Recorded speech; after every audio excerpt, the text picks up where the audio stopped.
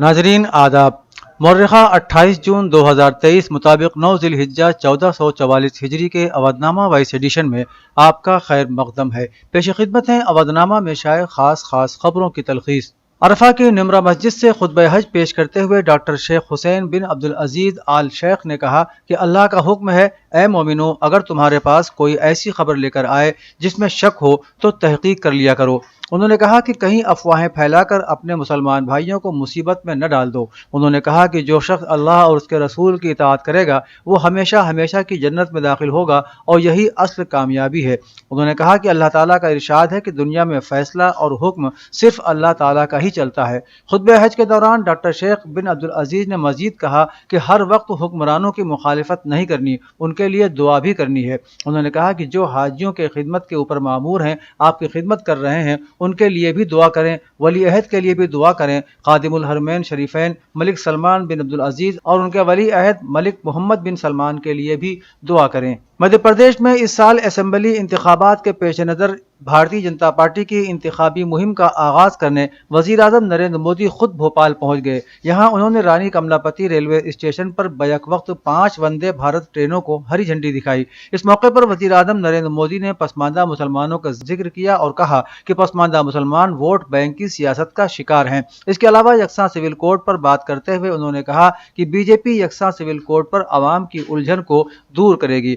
इफ्तिताही session के बाद वजीर आजम मोदी ने मेरा बूथ सबसे मजबूत प्रोग्राम के तहत कारकुनों से खिताब करते हुए कहा कि हम ऐसी कब्रों में बैठकर पार्टियां चलाने और फतवे देने वालों में शामिल नहीं हैं। उत्तर प्रदेश के वजीर आला योगी आदित्यनाथ ने कहा है कि उत्तर प्रदेश मुल्क की पहली रियासत है जिसने MSME को फरोग देने के लिए एक जिला एक प्रोडक्ट स्कीम शुरू की। अब यह स्कीम मुल्क में एक ब्रांड बन चुकी है। उत्तर प्रदेश में वजीर आजम की तहरीक से तकरीबन 96 लाख MSME यूनिट्स करोड़ों लोगों की जिंदगी, उनके रोजगार और खुद इन्हिसारी की बुनियाद बनी हुई है। इसके नतीजे में आज 11 मसनूआत को GI टैग दिया गया है। वजीर आला आज यहाँ लोक भवन में MSME सेक्टर की तरक्की के लिए बैंकों के जरिए 20,000 करोड़ रुपए के कर्ज तकसीमी प्रोग्राम पर अपने ख्यालात का इजहार कर रहे थे। इस मौके पर उन्होंने MSME सेक्टर के 14 मुस्तफीदीन में मुख्तलिफ स्कीमों के तहत कर्जे तकसीम किए। सुप्रीम कोर्ट में एक अर्जी दायर की गई है जिसमें मुतालबा किया गया है कि सुप्रीम कोर्ट या हाई कोर्ट के एक रिटायर्ड जज की सरबराही में एक कमेटी से तकरीबन 2 माह पहले गैंगस्टर्स लीडर अतीक अहमद और उसके भाई अशरफ अहमद की पुलिस हिरासत में हलाकत की तहकीकात कराई जाए। अतीक की बहन आयशा नूरी की जानिब से दायर अर्जी में सुप्रीम कोर्ट से अतीक के बेटे असद के एनकाउंटर की तहकीकात का भी मुतालबा किया गया है। आयशा ने अर्जी में अपने 2 भाइयों अतीक और अशरफ के कत्ल के लिए उत्तर प्रदेश हुकूमत और मरकजी हुकूमत को जिम्मेदार ठहराया है। साथ ही आयशा ने अपनी अर्जी के जरिए अपने खानदान के अफराद को मुबैना एनकाउंटर से तहफ़्फ़ुज़ फराहम करने का मुतालबा भी किया है। मणिपुर में जारी तशद्दुद के दरमियान रियासती हुकूमत ने अब सरकारी मुलाजिमीन पर काम नहीं तनख्वाह नहीं उसूल नाफिज करने का फैसला किया है। हुकूमत ये उसूल उन मुलाजिमीन के लिए नाफिज करेगी जो मुख्तलिफ वजूहात के सबब छुट्टी लिए बगैर दफ्तर नहीं पहुंच रहे हैं। मणिपुर के एक सरकारी अफसर ने कहा कि GAD ने सभी एडमिनिस्ट्रेटिव सेक्रेटरीज से उन मुलाजिमीन की तफसील देने को कहा है जो मौजूदा हालात के सबब अपने ऑफिशियल काम पर नहीं पहुंच रहे हैं। इम्कान जाहिर किया जाता है कि रियासत भर में ऐसे सरकारी मुलाजिमीन की तादाद बहुत ज्यादा है जो दफ्तर नहीं जा रहे हैं। मणिपुर हुकूमत में तकरीबन 1 लाख मुलाजिमीन हैं। रिपोर्ट के मुताबिक तकरीबन 2 माह से जारी नस्ली तशद्दुद के सबब पूरे मणिपुर में 65,000 से ज्यादा लोग अपने मकामात को छोड़कर दूसरी जगहों पर मुंतकिल हो गए हैं, जिनमें बड़ी तादाद सरकारी मुलाजिमीन की भी है। समाजवादी पार्टी के सरबराह अखिलेश यादव ने मंगल को कहा कि बीजेपी के जरिए मैंडेट के साथ खिलवाड़ अब अवाम बर्दाश्त नहीं करेंगे। उन्होंने जारी बयान में कहा कि बीजेपी जब से इख्तिदार में आई है मुल्क की मईशत, समाजी हम आहंगी और जमहूरियत को तहस नहस करने पर आमादा है। उन्होंने कहा कि बीजेपी लोकसभा इंतखाबात 2024 के वकार को भी तबाह करने की हिकमत अमली बनाने में मसरूफ है, जबकि समाजवादी पार्टी आने वाले लोकसभा इंतखाबात को बहुत संजीदगी से ले रही है। अखिलेश यादव ने कहा कि SP का अज़्म है कि बीजेपी ने जिन लोगों को तरक्की के नाम पर धोखा दिया है उसको हर घर तक पहुंचाया जाए। उत्तर प्रदेश के वजीर सयाहत और सकाफत जयवीर सिंह ने कहा कि 2047 तक रियासत को आलमी ताकत का दर्जा हासिल कराने में मीडिया का अहम किरदार होगा। संगीत नाटक کرناٹک اکیڈمی میں 7 روزہ میڈیا ورکشاپ سے خطاب کرتے ہوئے انہوں نے کہا کہ میڈیا اور ریڈیو زیادہ سے زیادہ لوگوں کو ہندوستانی ثقافت اور ہندوستانیت سے متعارف کرانے میں اہم کردار ادا کرتے ہیں۔ انہوں نے کہا کہ وزیر اعظم نریندر مودی کی قیادت میں ہندوستان تیزی سے ترقی یافتہ ملک بننے کی طرف بڑھ رہا ہے۔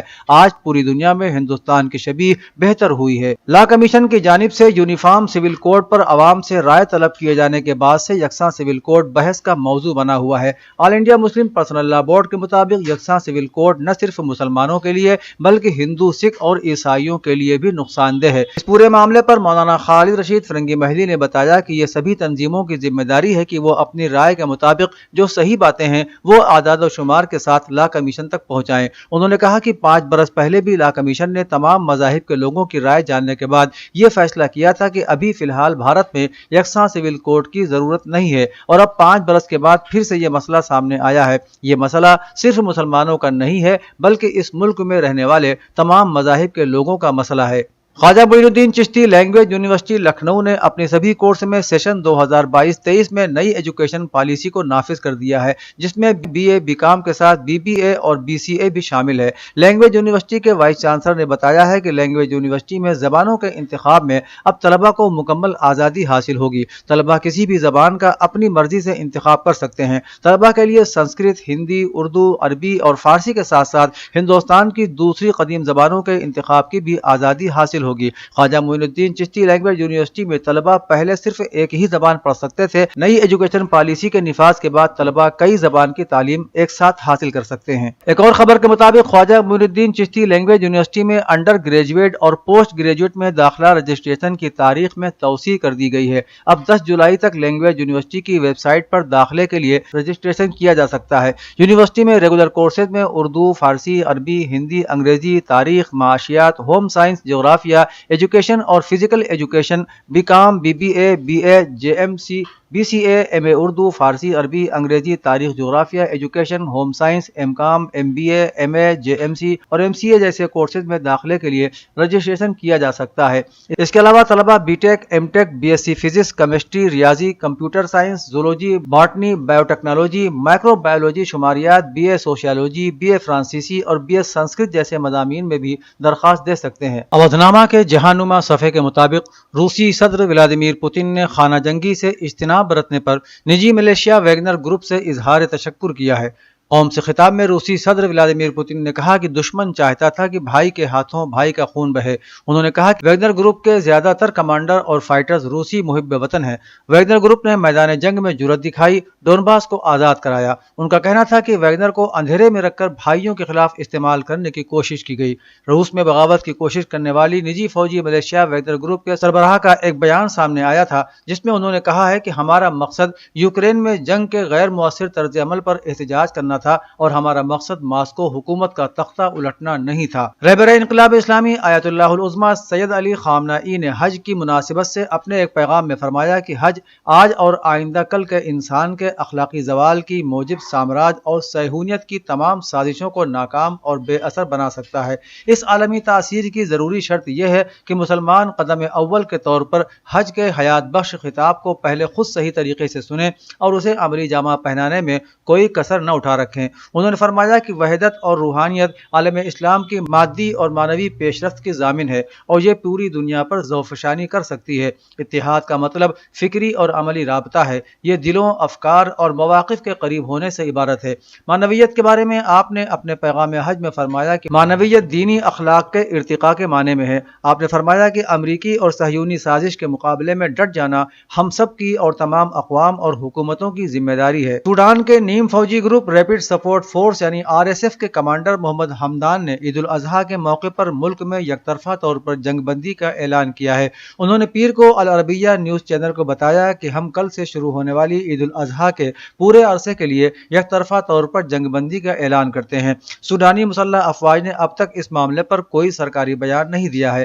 خیال ہے کہ 15 اپریل کو خرطوم میں سوڈان کی باقاعدہ مسلح افواج اور آر ایس ایف کے نیم فوجی گروپ کے درمیان پرتشدد تصادم ہوئے تھے۔ حکومت حکومتی فورسز نے RSF پر بغاوت کا الزام لگایا اور ان کے ٹھکانوں پر فضائی حملے بھی کیے۔ فتح برہان نے RSF کو تحلیل کرنے کا حکم جاری کیا۔ اس کے بعد سے دونوں فریقوں میں تنازع اب تک حل نہیں ہو سکا ہے۔ صہیونی حکومت نے مقبوضہ مغربی کنارے میں یہودی بستیاں تعمیر کرنے کا اعلان کر دیا ہے اور فلسطینی علاقے میں آباد ہزاروں فلسطینیوں کو بے گھر کرنے کے ناپاک منصوبے پر عمل بھی شروع کر دیا ہے۔ مقبوضہ مغربی کنارے میں 5700 یہودی بستیوں کی اجازت دی گئی ہے۔ اسرائیل کی جنونی قوم پرست حکومت نے توسیعی منصوبے پر امریکی دباؤ کو بھی مسترد کر دیا ہے، جبکہ اسرائیلی حکومت کے اس جارحانہ اعلان کے ساتھ ہی فلسطینی قصبوں اور دیہاتوں میں یہودی آباد کاریوں کی ہنگامہ آرائیوں میں بھی اضافہ ہو گیا ہے۔